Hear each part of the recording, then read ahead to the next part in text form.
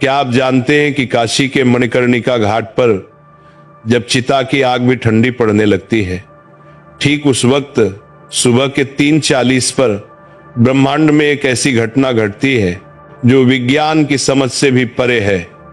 यह वो समय है जब महादेव का डमरू मौन होकर भी बजता है।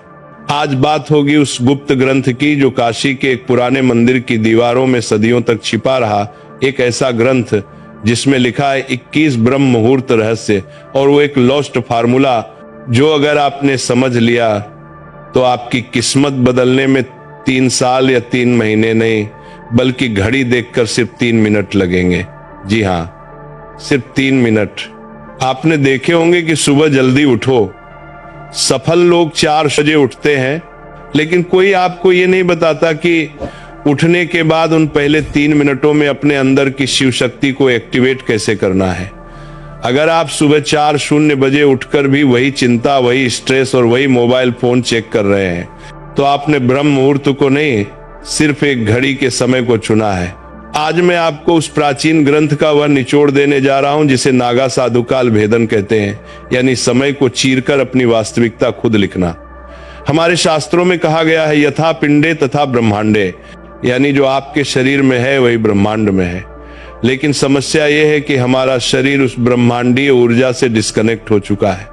हम एक ऐसे रेडियो की तरह हो गए हैं जिसका एंटीना तो है लेकिन सिग्नल नहीं पकड़ पा रहा।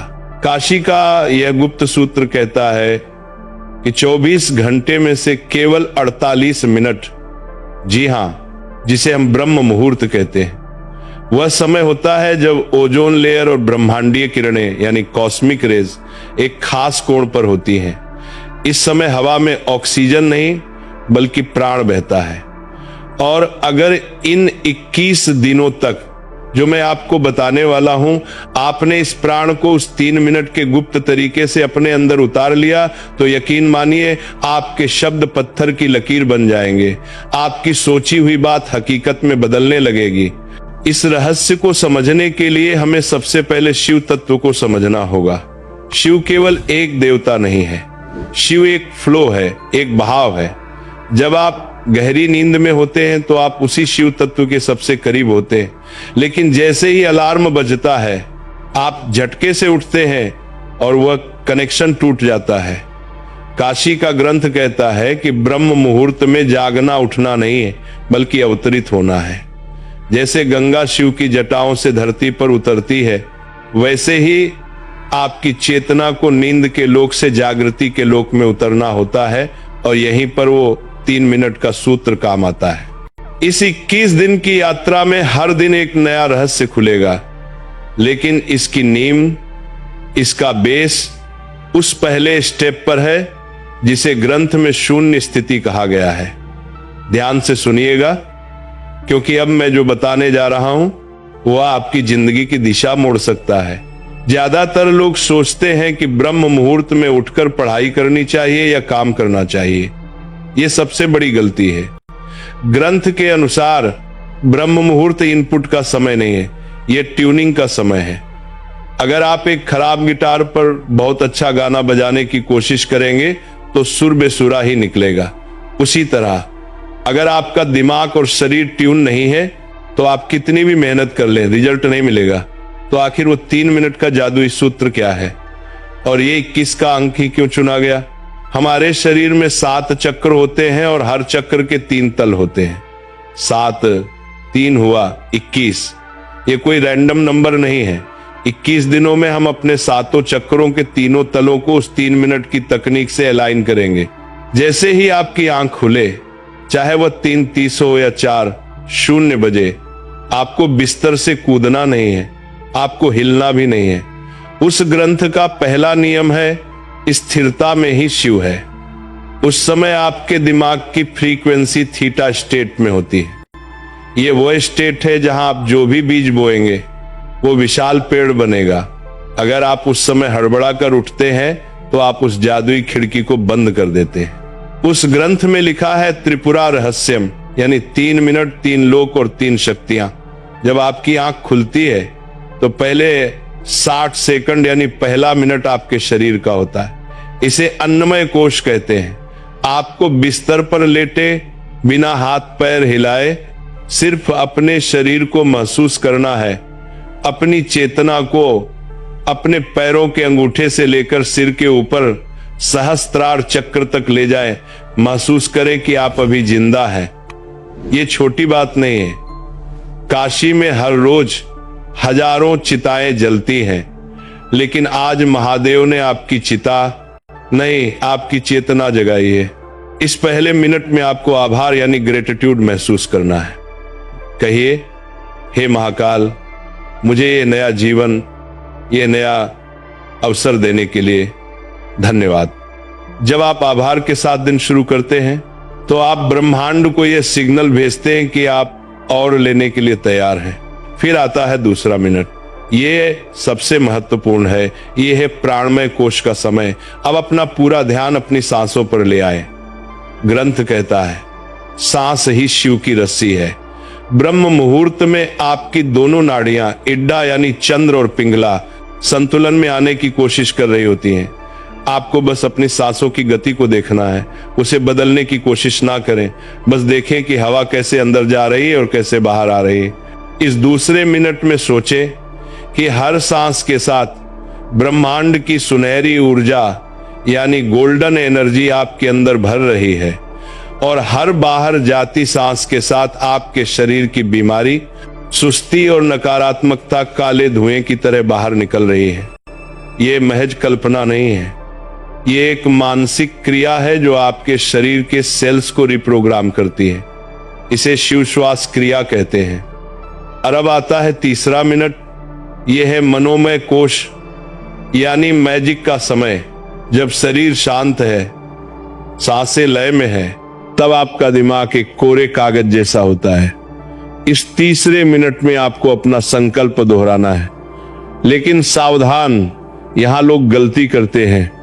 वह कहते हैं, मैं अमीर बनना चाहता हूं या मैं स्वस्थ होना चाहता हूं। ग्रंथ कहता है, चाहत कमी को दर्शाती है। आपको ऐसे सोचना है जैसे वह चीज पहले ही हो चुकी है।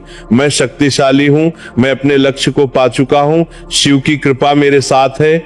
इस तीसरे मिनट में उस दृश्य को अपनी बंद आंखों से देखें।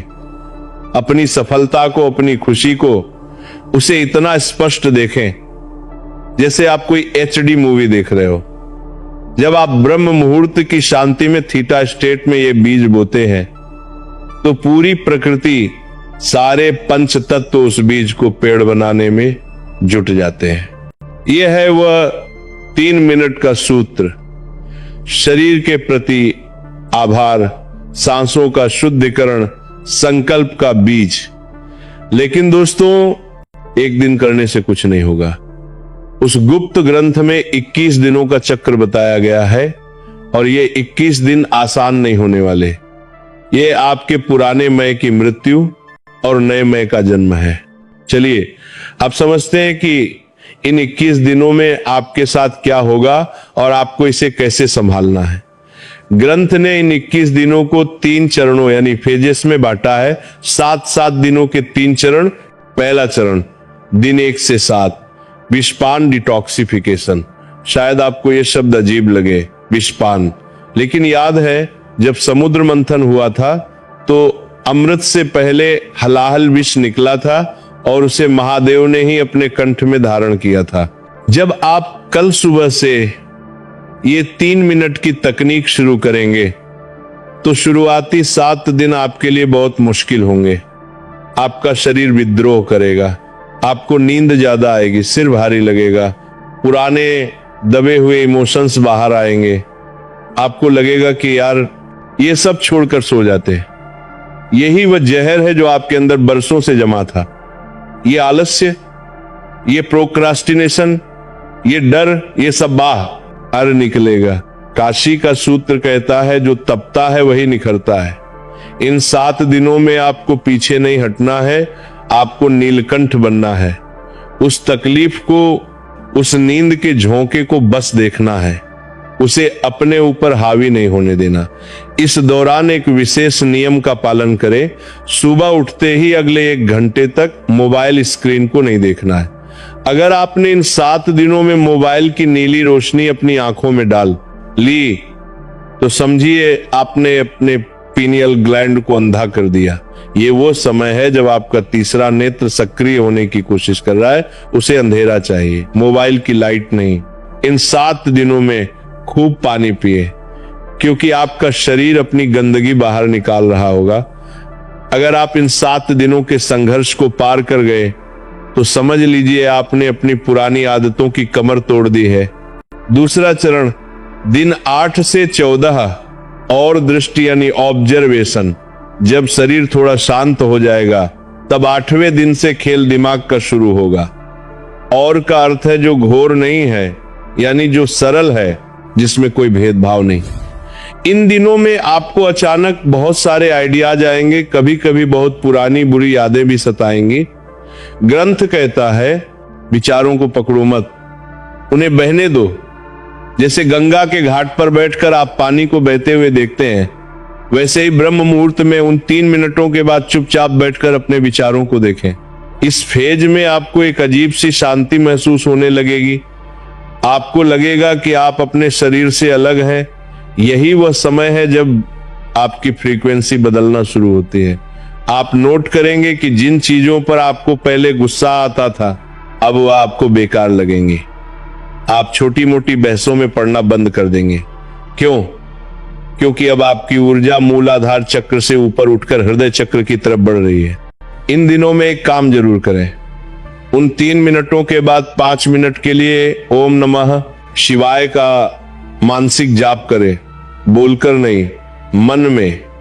यह मंत्र एक वाइब्रेशन है जो आपके डीएनए को रिपेयर करता है। यह विज्ञान भी अब मानने लगा है कि साउंड फ्रीक्वेंसी से मैटर बदलता है। तीसरा चरण दिन 15 से 21 शिव सायुज्य यानी अलाइनमेंट। ये वो चरण है जिसका इंतजार हर साधक करता है। 15वें दिन के बाद आपको अलार्म की जरूरत नहीं पड़ेगी। 3:40 पर आपकी आंख अपने आप खुलेगी, एकदम फ्रेश, जैसे किसी ने अंदर लाइट चला दी हो। इस समय आप देखेंगे कि आप जो सोचते हैं वो बहुत जल्दी हकीकत होने लगता है। इसे हम लॉ ऑफ अट्रैक्शन कहते हैं, लेकिन काशी के ग्रंथ में इसे संकल्प सिद्धि कहा गया है। आप किसी को याद करेंगे, उसका फोन आ जाएगा। आप किसी काम के बारे में सोचेंगे, उसके रास्ते अपने आप खुलने लगेंगे। यह कोई चमत्कार नहीं है, यह सिर्फ इसलिए हो रहा है क्योंकि अब आपका एंटीना ब्रह्मांड के सिग्नल के साथ ट्यून हो चुका है। इन आखिरी 7 दिनों में अपनी उस 3 मिनट की विजुअलाइजेशन को बहुत मजबूत कर दें, क्योंकि अब आपका सबकॉन्शियस माइंड पूरी तरह खुला हुआ है। अब आप इसमें जो डालेंगे वह आपकी किस्मत बन जाएगा। लेकिन यह सफर 21वें दिन पर खत्म नहीं होता। ग्रंथ के अंत में एक चेतावनी लिखी है, शक्ति उसी के पास ठहरती है जो उसका सम्मान करता है। अगर 21 दिन बाद आप वापस अपनी पुरानी आदतों में लौट गए, फिर से वही देर तक सोना, वही मोबाइल में टाइम बर्बाद करना शुरू कर दिया, तो अर्जित की हुई ऊर्जा धीरे धीरे रिस जाएगी, ये लीकेज हो जाएगा। इस 3 मिनट के सूत्र को अपनी लाइफस्टाइल बना लीजिए। सोचिए, दिन के 1440 मिनटों में से क्या आप अपने भाग्य के लिए सिर्फ 3 मिनट नहीं निकाल सकते? काशी का वह पुराना मंदिर आज भी वही है, गंगा आज भी बह रही है, और वह ब्रह्म मुहूर्त आज भी हर सुबह आपके दरवाजे पर दस्तक देता है। फर्क सिर्फ इतना है कि कल तक आप सो रहे थे, लेकिन अब आप जाग चुके हैं। शिव कहते हैं अहम ब्रह्मास्मि, यानी मैं ही ब्रह्मांड हूं। आप किसी के हाथ की कठपुतली नहीं है, आप रचयिता हैं। कल सुबह की 3:40 की घड़ी आपका इंतजार कर रही है। बिस्तर छोड़िए, आलस्य छोड़िए और अपने माथे पर उस विजय तिलक को महसूस कीजिए जो महाकाल खुद आपको लगाने आ रहे हैं। याद रखिएगा, 3 मिनट। शरीर, आभार, सांस शुद्धि, संकल्प, सृजन। तो कौन कौन कल सुबह से इस काल भेदन की यात्रा पर मेरे साथ चल रहा है?